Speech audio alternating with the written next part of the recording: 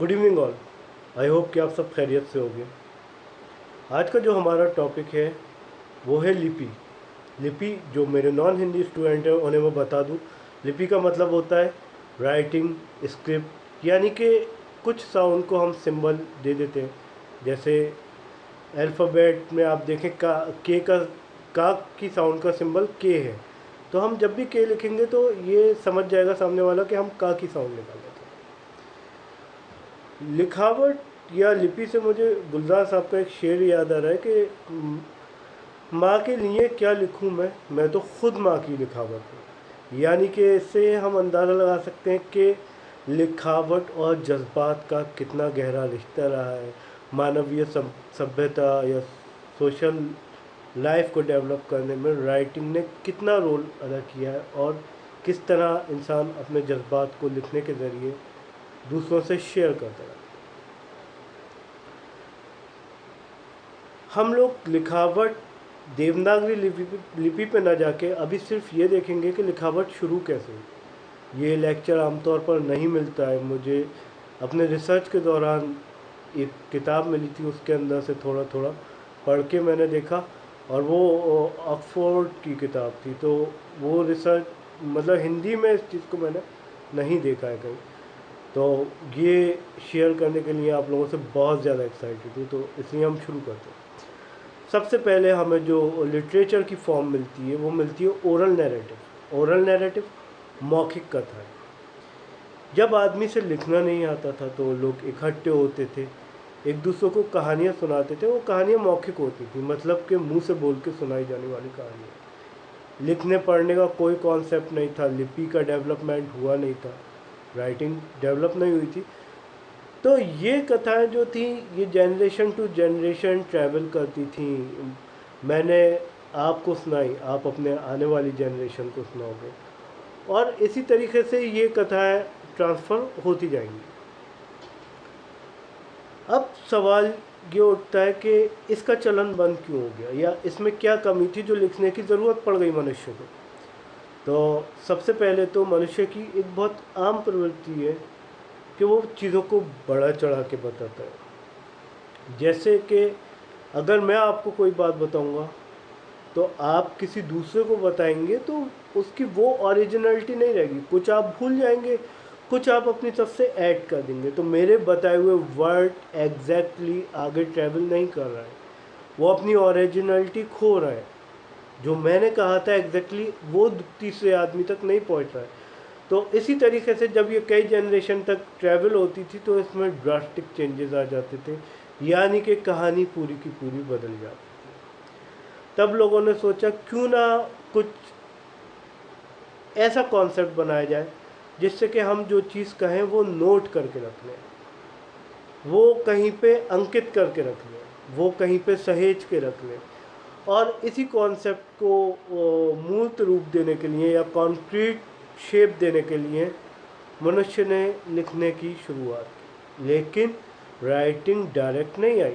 सबसे पहले मनुष्य ने चित्रलिपि बनाई, जो कि गुफाओं पे अक्सर बनी मिल जाती है। अभी भी आप डिस्कवरी चैनल देखेंगे तो आपको दिख जाएगा कि किस तरह मनुष्य चित्र बनाता था गुफाओं। चित्रलिपि कैसी होती थी? सिंपल, एक शेर बना दिया और एक आदमी हाथ में तीर लिए हुए बना दिया और वो अंकित हो गया या बना दिया गया। अब जो भी आदमी देखेगा तो यहाँ देख के ये समझ जाएगा कि ये किसी शिकारी की कथा है जो कहने की कोशिश की जा रही है। लेकिन हर किसी के सोचने का तरीक़ा अलग होता है। अगर कोई आदमी शेर और शिकारी की उस फोटो को देखता तो कोई सोचता कि शिकारी ने शेर का शिकार कर लिया, किसी को लगता कि शेर ने शिकारी का शिकार कर लिया, और हम और आप जैसे जो लोग होते हो उसने लगता कि शेर देखते ही तो शिकारी भाग गया होगा। ठीक है, तो अलग अलग परसेप्शन, यानी कि मैसेज जो था, कहानी जो थी वो एग्जैक्ट आगे ट्रैवल नहीं कर पा रही थी।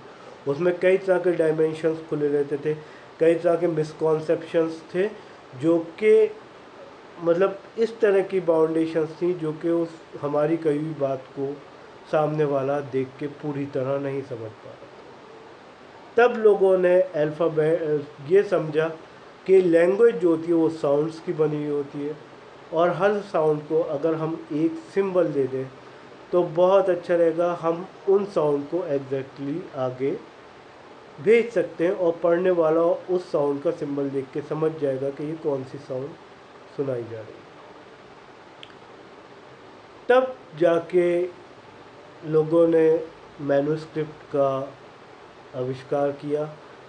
लेकिन सवाल ये था कि वहाँ पर मैन्युस्क्रिप्ट का मतलब ये नहीं था कि मनुष्य लिख रहा है और लिखने के लिए उसके पास कोई चीज़ ही नहीं थी, उसे पता ही नहीं था लिखना काहे पर है और किस चीज़ से लिखना है।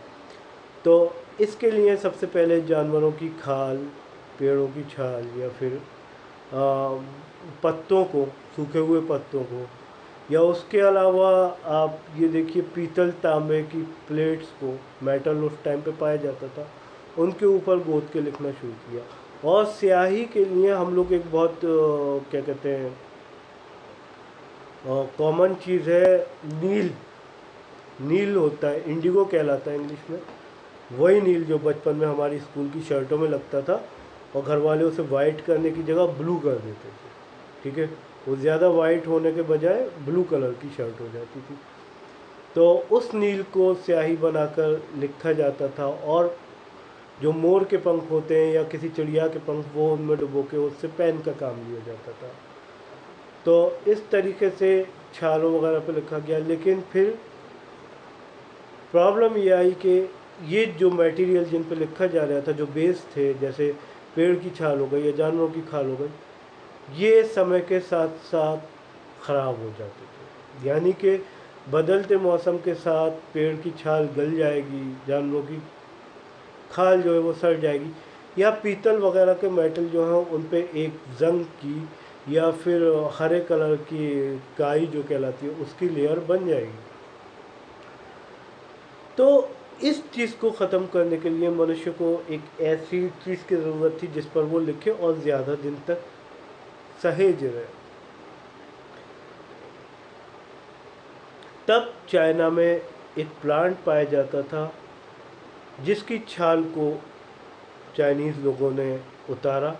उसके अंदर का जो वाइट गूदा है, जैसे हम लोग अक्सर देखते हैं पेड़ की छाल हम उतारते हैं तो उसके अंदर एक वाइट गूदा निकलता है, उसको पानी में मिक्स करके एक खांचे में रखा, उसे कूटा और सुखाया और वो एक गत्ते की फॉर्म में आ गया।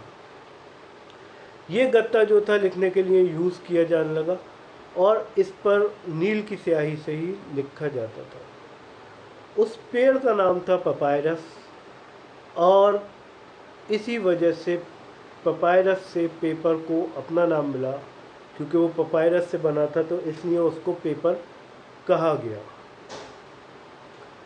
ये तो हुई लिखने की शुरुआत। अब पुराने ज़माने में एक परंपरा ये थी कि शिष्यों को गुरु के पास रहना पड़ता था। ऐसा नहीं था जैसे आजकल हम लोगों को एफर्ट करके आप तक पहुंचना पड़ रहा है। शिष्यों को गुरु के पास रहना पड़ता था और गुरु उनको क्या कहते हैं शिक्षा देते थे। और उस ज़माने में जो शिक्षा का कॉन्सेप्ट था वो ये नहीं था कि ग्रेविटेशनल फोर्स क्या होता है या फिर आपका भाषा क्या होती है। उस टाइम पे शिक्षा का कॉन्सेप्ट ये था कि किस तरीके से अच्छी वैल्यूज़ सिखाई जाए, सच कैसे बोलें या फिर तलवारबाज अच्छा बनाना है। तो वो जो शिक्षा थी वो इस तरह की नहीं थी, वो मोरल और किसी हद तक एक अच्छा क्या कहते हैं राजा बनने के लिए जो चीज़ें ज़रूरी होती थी वो शिष्यों को सिखाई जाती थी। बड़े बड़े देशों के राजकुमार कई कई महीनों तक अपने गुरु के आश्रमों में पड़े रहते थे, कई कई सालों तक तब गुरुजी उन्हें वो शिक्षा दे पाते थे। अब सवाल ये उठता है, जब एक से ज़्यादा लोग हैं और गुरुजी कुछ लिख रहे हैं, मान लीजिए आप लोग आपकी क्लास में 35 स्टूडेंट्स हैं और क्या कहते हैं मुझे आपको नोट्स देने हैं हैंड रिटन, तो मुझे 35 दफ़ा लिखना पड़ेगा उस टाइम के हिसाब से। अभी के हिसाब से नहीं, इतना अक्लमंद नहीं हूँ, फ़ोटो स्टेट करा लूँगा, व्हाट्सएप कर दूँगा, ठीक है। तो मुझे 35 बार उस टाइम पे होता तो लिखना पड़ता। अब मनुष्य ने लिखावट का इन्वेंशन तो कर लिया था, अब ज़रूरत थी कि किस तरीके से इसकी कॉपीज़ बढ़ाई जाए। कॉपीज़ बढ़ाने के लिए मनुष्य के दिमाग में जो ख्याल आया वो आया छापाखाना। छापे खाने जो थे वो प्रिंटिंग प्रेस जो कहलाते हैं, वो शुरू में इलेक्ट्रॉनिक नहीं हुआ करते थे। उनका जो कॉन्सेप्ट था वो इसी तरीके से था जैसे कि आप क्या कहते हैं, लड़कियां इस चीज़ को समझेंगी।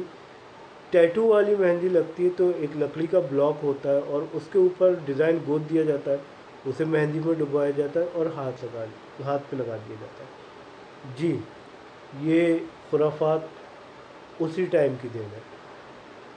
तो उस टाइम छापा जो प्रिंटिंग की जाती थी वो इसी तरह लकड़ी का एक ब्लॉक होता था, उस पर अल्फ़ाबेट्स गोद दिए जाते थे या फिर उसे किसी तरीके से कार्व कर दिया जाता था उसके ऊपर और उसे इंक में डुबो के और पेपर पर लगा दिया। समय बदलने के साथ साथ पेपर की क्वालिटी फाइन हो रही थी, पेपर बारीक हो रहा था, ज़्यादा वाइट हो रहा था, ज़्यादा स्मूथ हो रहा था। ठीक है, तो वो हल्के हल्के फिर प्रिंटिंग प्रेस का इन्वेंशन हुआ। गटनबर्ग प्रिंटिंग प्रेस, शायद आपने पढ़ा होगा हिस्ट्री में 10th क्लास में, जिसने कैथोलिक बाइबल छापी थी।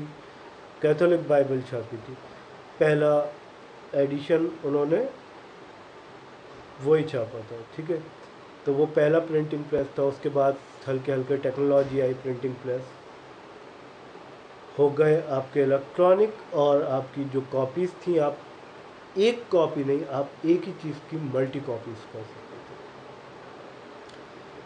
थे। लोग छापने लगे और किताबों का अस्तित्व आ गया, जो बुक्स थी वो आ गई थी प्रिंटिंग प्रेस के साथ साथ।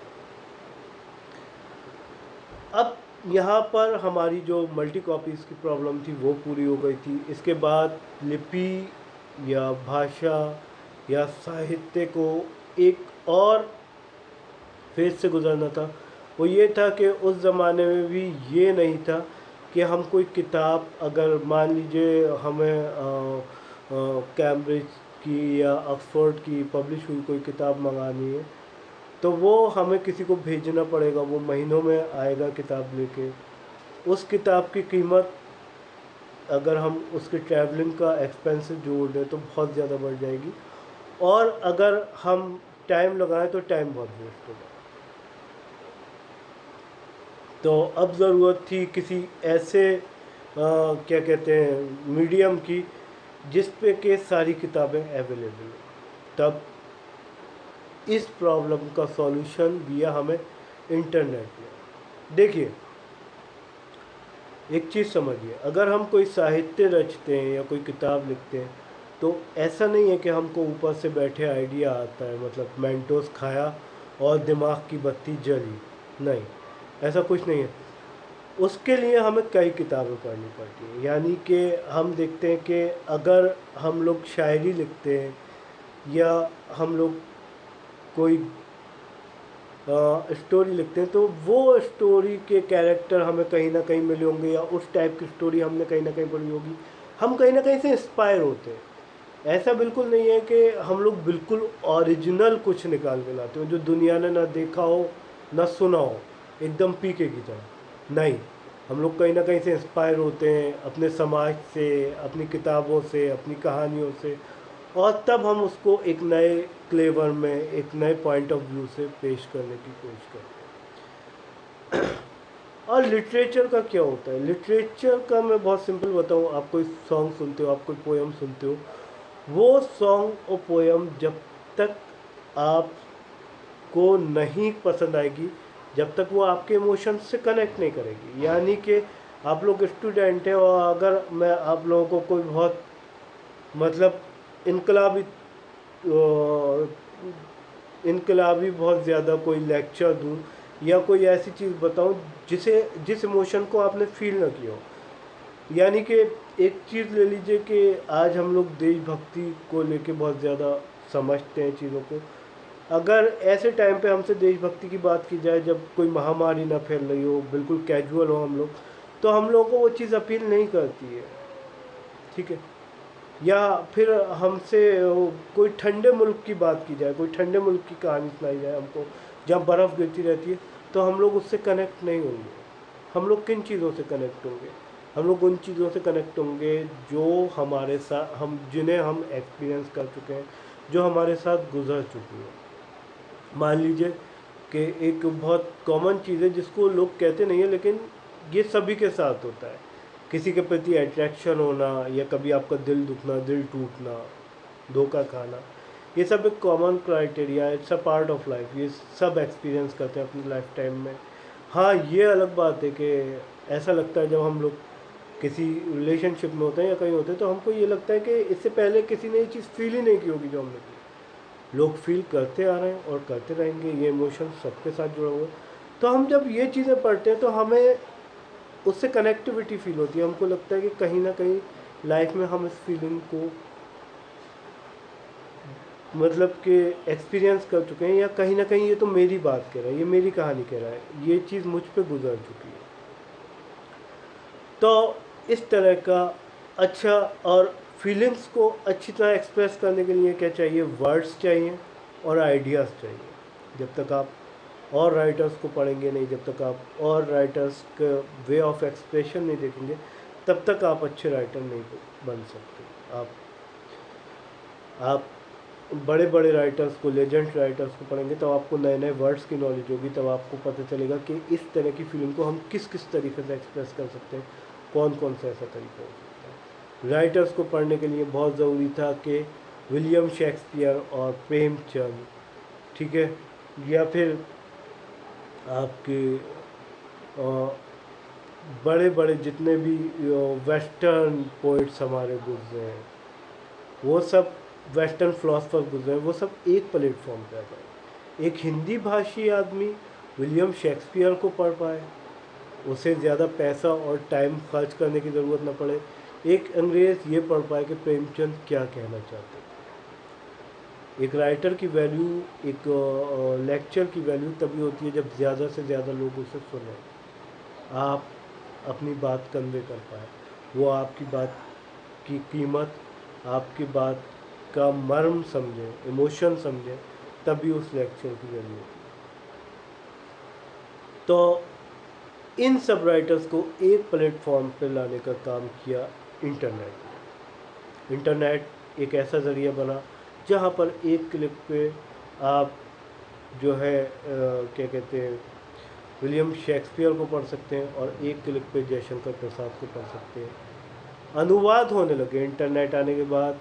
जो हिंदी के हमारे बड़े राइटर्स थे उनकी रचनाओं के ट्रांसलेशन हुए इंग्लिश में, और जो इंग्लिश के राइटर्स थे उनकी रचनाओं का ट्रांसलेशन हिंदी में हुआ। अभी मैं एक सॉन्ग सुन रहा था बेला चाव करके, मनी हिस्ट का, उसका आप कभी ट्रांसलेशन खोल के देखिए, बहुत ही रेबेलियस और इनकलाबी सॉन्ग है। आजकल यहाँ पर भी काफ़ी कॉमन है, नेटफ्लिक्स पे देखो। खैर, टीवी मत देखिए, पढ़ाई करिए।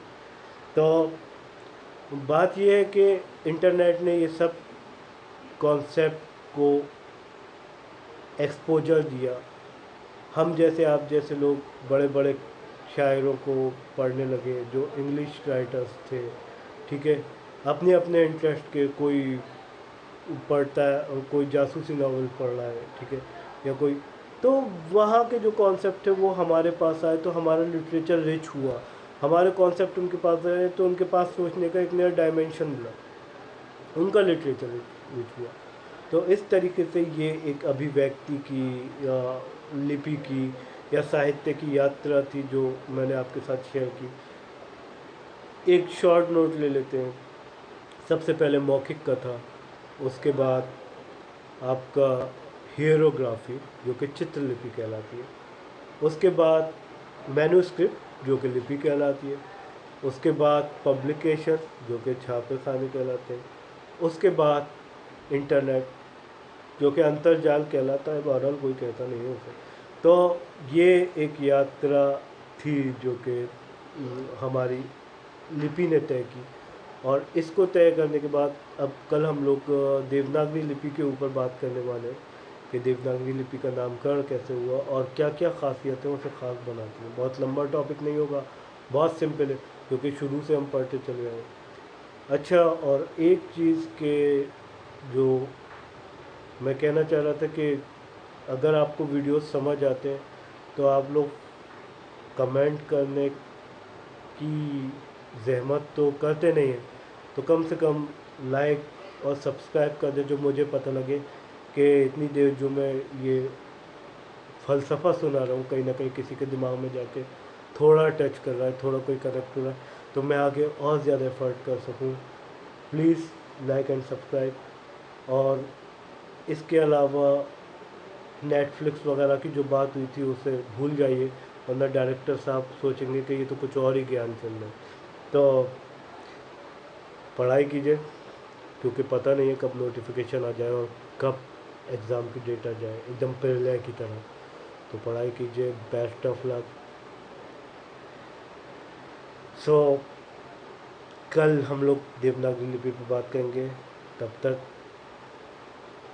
Stay safe, stay awesome.